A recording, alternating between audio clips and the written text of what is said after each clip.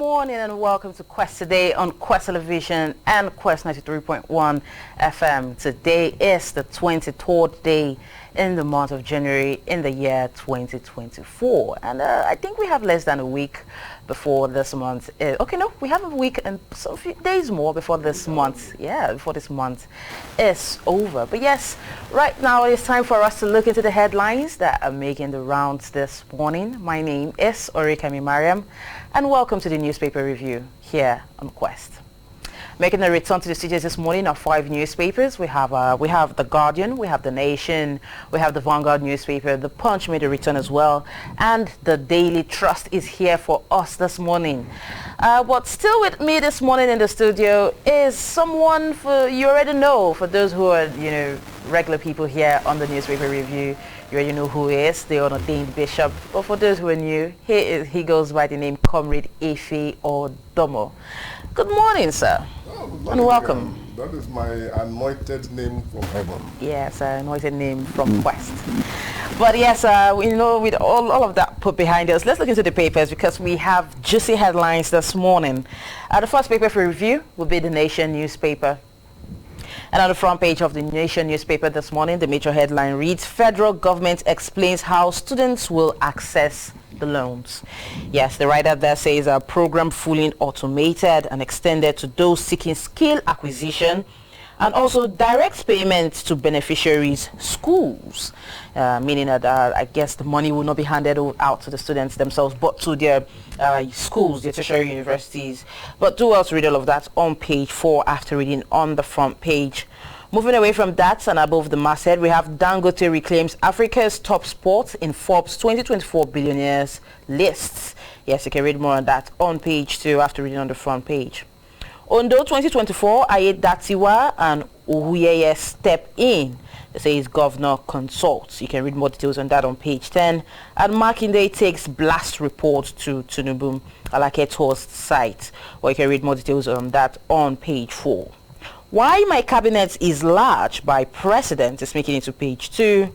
And Court OK's new association for lawyers. You can get more details on that on page 23 of The Nation newspaper.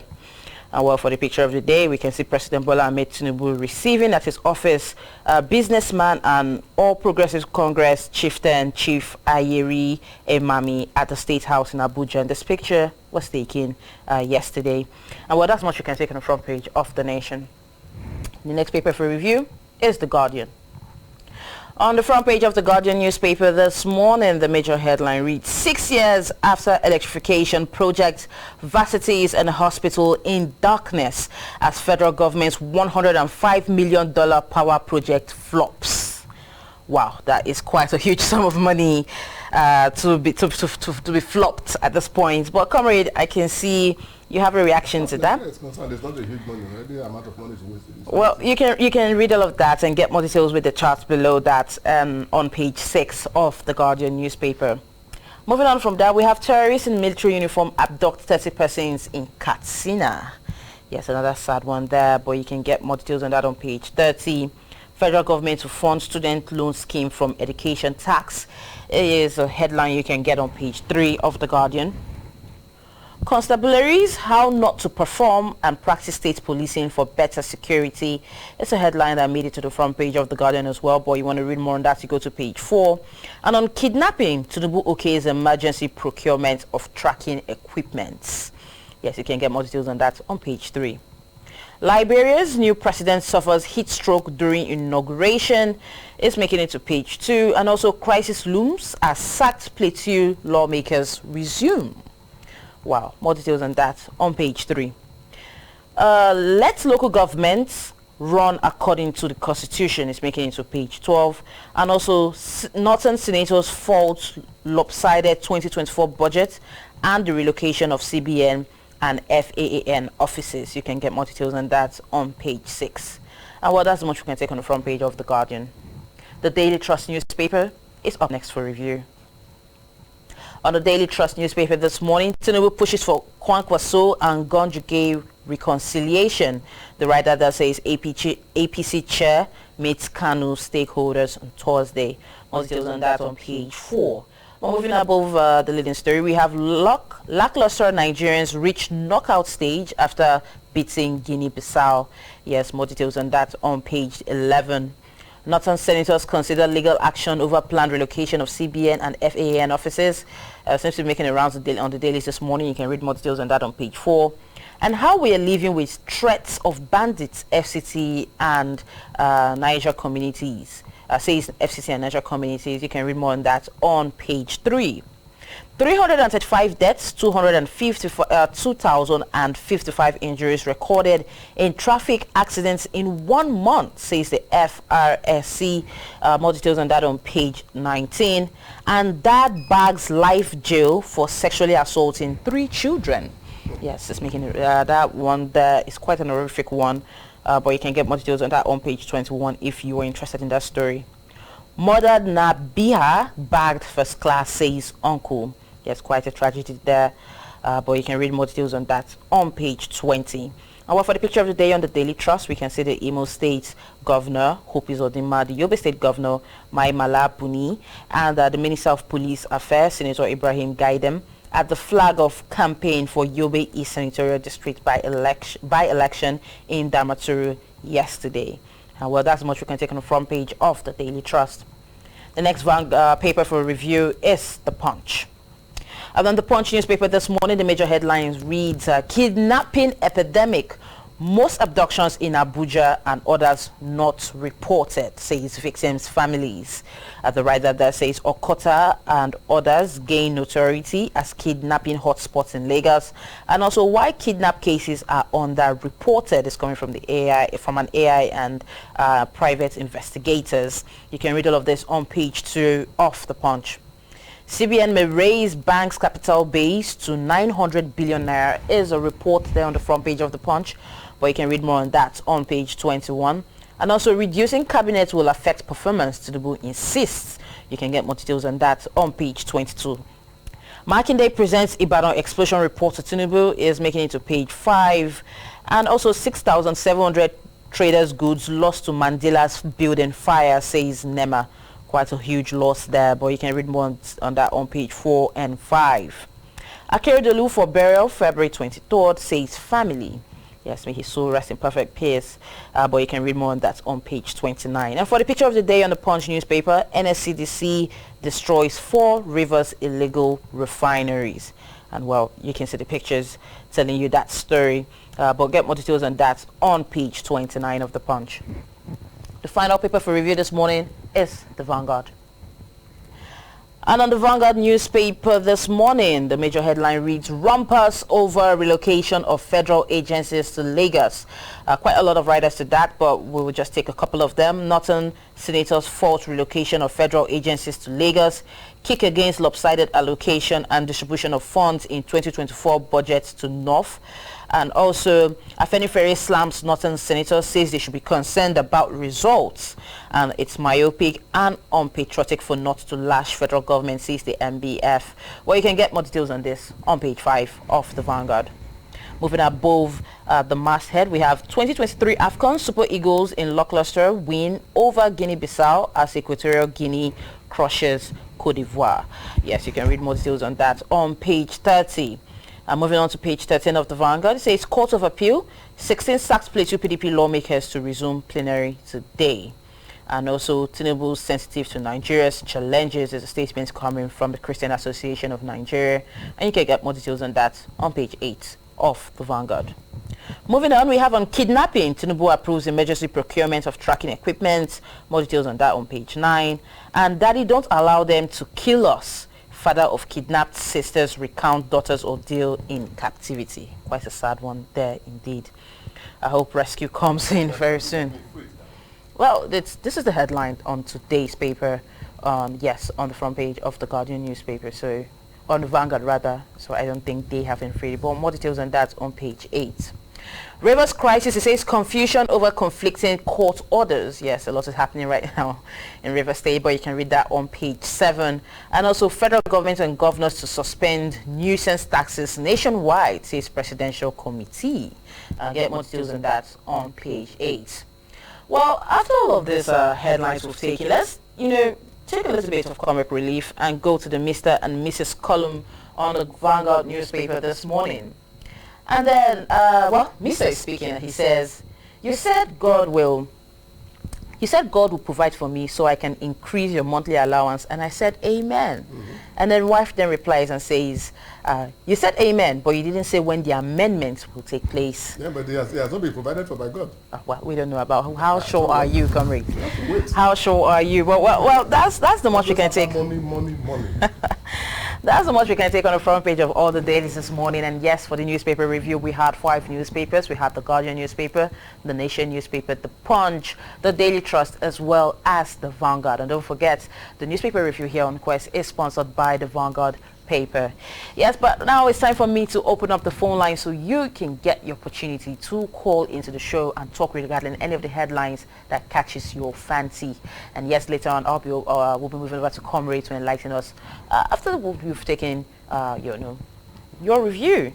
Yes, the numbers to call are still the same: 081 88 931 and 08022 931 931. I'll take the numbers again: 08022 931 931 and 081 88 931. Let's have our first call for the day. Hello, good morning. Good morning. Good morning and welcome. Enoch calling from Ugele. Enoch, welcome on board. Please have your say. Yeah, thank you very much. And it is still lawmakers in a Plateau State should respect the judgment of the appeal court. That is their final bus stop. They should respect. They should not create democracy. That is my take. All right, thank you very much. Yes, you kept it short and brief. But yes, we still have time to take calls here on the newspaper review, and the numbers are still the same: 081 88 931 and 08022 931 931. Hello, good morning. Hello. Good morning. Yes, welcome. Please have your name and your location. Yes, this is Johnny Oblai from Ugere. Yes, welcome on board. Please have your say. Say federal government equipment to track the kidnapper. Is it today that all these things they happen? I mean, they are just want to deceive us. No, it says the president approves the emergency procurement of tracking equipment. Yes. Okay, approve. Okay, let them to ensure that they should buy the thing. Don't be said they will just let's see what's going to happen. All right, thank you very much for calling in. But yes, like I said, it's time for you to have your say regarding the headlines that made the rounds. Hello, good morning. Good morning. Good morning, sir, man. Good morning, Mr. Henry. Hello. We seem to have lost that call. Please do well to call back here as we're expecting your calls. Hello, good morning. Hello, good morning. All right, while we wait for those calls to come through, do know that we had 5 newspapers this morning. We have the Guardian, we have the Nation, the Punch, the Daily Trust, as well as the Vanguard newspaper. And your numbers to call are 081 88 931 and 08022 931 931. Hello, good morning. Good morning. How are you? Good morning. Welcome. Your name and your location, please. Shagwala JP, speaking from Akwagbe. All right, welcome. Please have your say. Yeah, I want to take on the security position of Abuja. Okay. That is the bane of the country. And if that place is not properly secured, they have given us a poor situation about the country internationally. And 2, the sack legislators of Plateau State, they should obey the appeal court ruling in order not to truncate the nasty democracy we are just experiencing. That is their final bus stop, and they should obey the court order. Until that constitution is amended or the electoral act is amended, they should stay calm and push for the amendment of the electoral act. To tell them, I don't know, yes, they can stay calm wherever they are today. Thank you. All right, thank you very much. But at this point, we have to put a hold on the calls. Yes, for now. But yes, maybe we might, if we have time enough, we'll come back and take more of those calls. Well, Comrade, you heard what people have got to say this morning regarding the headlines. And yes, let's first of all talk about the bane, of the issues right now, and that is about the whole kidnapping epidemic. And it says that the president just approved emergency procurement of tracking equipment. I mean, we've been having, this whole kidnapping thing for a while now, and they're just approving the funds, for the emergency procurement of these tracking materials. What's your take on this? Now, let me ask you, Miriam, are we saying that because we don't have those tracking materials, that is why this thing has persisted for such a long time? Have you also forgotten that, was it last month, this month, that the Air Force or the Nigerian military said they mistakenly bombed an area that killed several people? Some political bigwigs from the north came up to say that it was an ethnic cleansing, that they will hold the military responsible. Now that the kidnappers are on the road, killing on daily basis, quantum of people, killing the military as if they are sacrificial lambs, have they also come up to criticize that killings? I think this thing they are making it is a big job for some people. I don't think it's because we don't have the tracking equipment. The Tucano they bought ever since even when Buhari was still in power, have they used it till now? What of all the military intelligence, the military intelligence gathering they've been having? So what are you trying to say, that now that there's this tracking devices are being procured, regardless of whether they're being procured or not, these issues could be solved without this no, tracking you can devices? procure them and solve them, but what we are saying, we should not use lip service in security issues. We should be seen to be tackling the problem and seen to be tackling it.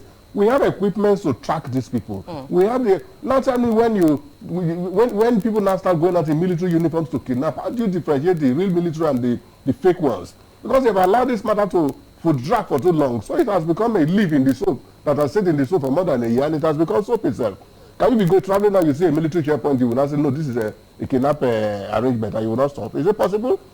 The government actually, they want to stop this thing, they will stop it. Not because they want to approve on emergency procurement of tracking devices. All right, let's move away from that. But another headline that seems to be making the rounds this morning says Northern Senators fault lopsided 2024 budget and also the relocation of CBN and the FAAN offices. What's your take on this? I mean, you've heard the back and forth, the Northern Senators crying out and those replying them saying, you're crying out, you're crying for nothing. Look, let me tell you, every government has its own policy that will make it to succeed. If you feel that there is a policy on ground that is not going to work for your administration, you have every right to change it. It is not start from this issue. If they are complaining that they should not move those ministries southward, what happens to the Nigerian Defense Academy? Have they also argued that they should cite a school in the south? There are so many, the military school in Kaduna, do they have something in the south too? Why is that they want to move some of this to the south and they are complaining about it?